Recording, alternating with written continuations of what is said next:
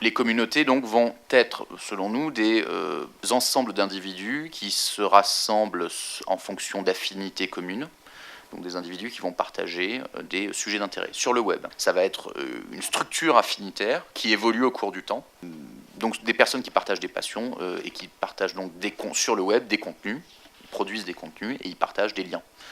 C'est-à-dire qu'ils réalisent à chaque instant un travail de filtre, de tri, dans la jungle et dans l'opulence d'informations sur le web qui nous mène tous à une surcharge d'informations, qui fait qu'on est face à un espace pour lequel on ne peut pas accéder à la totalité de l'information. Donc vous avez à l'échelle locale, chacun aujourd'hui réalise un travail de sélection et de filtrage de l'information qui est présente et propose à ses groupes sociaux et à son voisinage social en fait des pistes d'attention et des moyens d'allouer la véritable rareté aujourd'hui dans cette nouvelle économie, qui n'est pas une société de l'information, mais qui est bien une société de l'attention. On est dans une économie de l'attention, pas une économie de l'information, vu que l'élément de rareté qui doit être avec lequel nous devons gérer n'est non pas l'information, parce que nous l'avons en opulence, mais bien l'attention que nous donnons à cette information-là. Donc là, on voit déjà que le web n'est pas du tout un réseau aléatoire et que les contenus n'y sont pas jetés ou de façon totalement aléatoire. Les contenus se rassemblent et s'agrègent selon des dynamiques précises et l'on peut saisir ces dynamiques-là. Aujourd'hui, il nous semble beaucoup... par un coût, on va dire, algorithmique et même conceptuel et computationnel bien plus faible en passant par le truchement de ces liens qu'en passant par le truchement de l'analyse des contenus.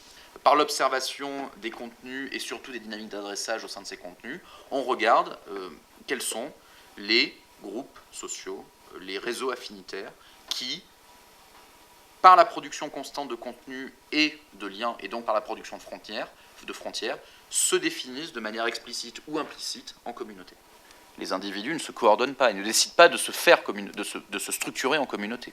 Les individus, dans la plupart des cas, construisent de façon implicite les frontières de ces communautés. Eux, ils savent qu'ils ont une activité locale qui est thématisée, ils savent qu'ils sont passionnés de cuisine, mais quand on leur dit qu'il y a une communauté de la cuisine sur le web, ils disent non, il n'y a pas de communauté de la cuisine. Pourtant, elle fait sens d'un point de vue topologique, elle fait sens aussi d'un point de vue thématique. C'est-à-dire que, globalement, ces gens n'échangent quasiment qu'entre eux. Tout le monde n'échange pas avec tout le monde, mais la structure globale du groupe est telle qu'elle échange beaucoup plus entre elles, de façon centrée, enfin de façon réflexive, que vers l'extérieur du web. Nous, ce qu'on fait depuis maintenant 5 ans, 6 ans, à la fois donc initialement comme des universitaires, puis en tant qu'entreprise, donc développer des outils d'extraction, d'archivage, d'indexation, de manipulation, de visualisation, d'analyse de ces espaces-là, avec une contrainte qui était notre contrainte première, qui était se libérer des hiérarchies proposées et contraintes par les moteurs de recherche. C'est-à-dire que la vision que donnait Google est inspirée de ça, parce que Google s'appuie sur ces dynamiques d'adressage. Le PageRank, c'est exactement ce qu'il fait. Si Google a révolutionné les moteurs de recherche, c'est parce qu'à un moment, Google, Brun et Page ont compris que ça ne servait à rien de chercher à faire des algorithmes de plus en plus complexes qui comprennent le contenu des pages. Non, ce qu'ils ont fait, Google, c'est qu'ils se sont juste dit on va déléguer la question de la pertinence des documents aux acteurs eux-mêmes. Donc c'est en suivant les recommandations des individus, est-ce que cette page est beaucoup pointée par d'autres pages, bien que l'on pourra savoir si cette page est une page pertinente. Et surtout, ça permet de ne plus se positionner que dans une position, on va dire, surplombante, qui est celui soit du chercheur, soit du moteur de recherche, qui dit « moi, je suis dépositaire de ce qu'est la pertinence. Je peux vous dire que cette information est plus pertinente que celle-ci. » Ça permet de se libérer de ça et de rentrer dans un relativisme qui dit « ce qui est pertinent, c'est ce qui, à un instant T, est élu par la société. Voilà, ce qui fait sens pour une société. » Donc à un moment, c'était Love Story. Voilà, vous pouvez être d'accord ou pas avec ça. Il n'empêche qu'à un moment, c'était Love Story qui faisait sens, et quand on tapait Love Story, vous aviez des millions de résultats qui remontaient, et qui étaient évidemment ceux de l'émission pour voir Loana dans la piscine. Mais c'était ça que Google était capable, alors que par un moteur sémantique, c'était difficile de savoir quand les gens tapaient Love Story, ce qu'ils voulaient, c'est voir Loana dans la piscine. Alors que en s'appuyant juste sur les liens, de par le simple fait que les individus, quand ils s'intéressaient à Love Story, ils pointaient tout le temps vers Loana dans la piscine, on avait immédiatement cette réalité-là qui s'imposait, qui n'avait pas besoin d'être interprétée justement par le moteur de recherche. Donc les moteurs de recherche ont fait ça, effectivement, ils le font toujours. Il n'empêche que, en rendant les résultats sous la forme de liste, avec les contraintes qui sont les leurs, etc., ils détruisent beaucoup de cette complexité. Donc nous, il était question de la reconstruire. Donc c'est amusant de reparler de ça, parce que c'est bien dans les locaux de l'INA, parce que très rapidement, on a eu la chance de pouvoir passer un partenariat avec l'INA et de co-travailler sur le crawler qui était développé à l'INA par l'équipe de Thomas Drujon autour du dépôt légal du web, en fait. Donc nous, on avait commencé à développer nos propres crawlers et on a pu commencer à bosser sur ce superbe crawler avec une logique qui était, nous on avait déjà une équipe d'ingénieurs qui était à ce moment-là déjà assez conséquente, donc on contribue dans une logique d'économie du libre, on va dire, mais avec 2 acteurs juste. On contribue à l'amélioration de ce logiciel et on en a du fruit. Donc voilà, ça continue toujours aujourd'hui. Donc d'ailleurs, ça c'est plutôt une belle chose.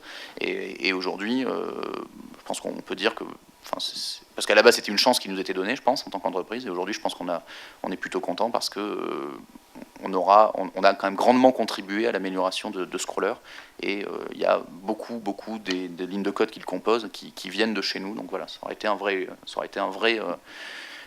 partenariat qui aura duré, qui a duré et qui va continuer à durer d'ailleurs, parce que je pense que l'année prochaine, on devrait beaucoup travailler encore sur le crawler, alors qu'à un moment, on pensait que c'était peut-être des technos qui allaient un petit peu tomber en désuétude. S'il y avait une seule chose que je devais vous communiquer, une seule chose que j'ai apprise depuis maintenant 5-6 ans sur ce sujet-là, c'est devenu quasiment, c'est le gimmick ou la baseline de notre entreprise, mais qui est non connue, celle entre nous, c'est que le web est robuste. Voilà. Donc l'expression peut paraître, l'expression est faite pour être amusante, mais qu'est-ce que ça veut dire? C'est-à-dire que sur le web, en fait, chaque fois nous qu'on a voulu et qu'on a été témoin d'individus qui voulaient privilégier le rappel par rapport à la précision, c'est-à-dire qui essayaient de se dire, ah oui, mais alors attendez, là vous me filez un échantillon, mais il manque des trucs, on n'a pas une vision d'ensemble et on va rater des choses. Chaque fois, ça se casse la gueule. C'est-à-dire que sur le web, en fait, vous avez un espace qui...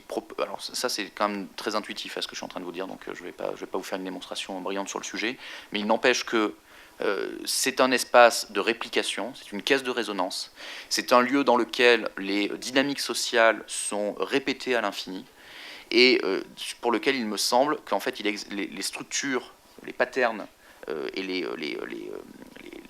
les infrastructures, on va dire, sociales qui sous-tendent ce réseau-là sont exprimées de tellement de façons différentes, il y a une telle redondance dans l'expression de ces infrastructures qu'en fait vous pouvez les saisir par une infinité de moyens.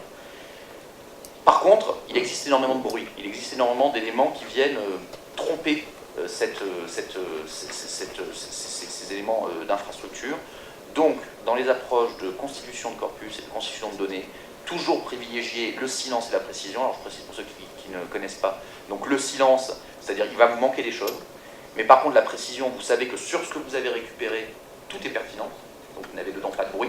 Donc toujours privilégier silence et précision, plus que bruit et rappel. Donc avoir par exemple un très bon rappel, ça implique avoir du bruit, c'est les problèmes toujours en... Donc si on vous dit j'ai 2 corpus, j'en ai un dans lequel je peux vous assurer que vous avez 100% de toutes les informations dont vous avez besoin, mais vous avez aussi plein d'autres trucs qui vous serviront à rien. Et on vous dit, j'ai un autre corpus, je peux vous dire qu'il y a peut-être que 10% de ce dont vous avez besoin, mais je peux vous assurer que vous avez besoin de tout. Foncez sur le corpus, vous avez 10%. Enfin, voilà, ça c'est purement, là ça pourrait être discuté, etc. Mais en tout cas, toute l'expérience, on va dire d'un point de vue empirique, sur ce terrain qu'est le web, nous, depuis plusieurs années, que ce soit dans les travaux universitaires, l'entreprise ou toute la littérature qui a pu être lue sur le sujet-là, nous ont toujours montré qu'il fallait privilégier silence et précision à bruit et rappel.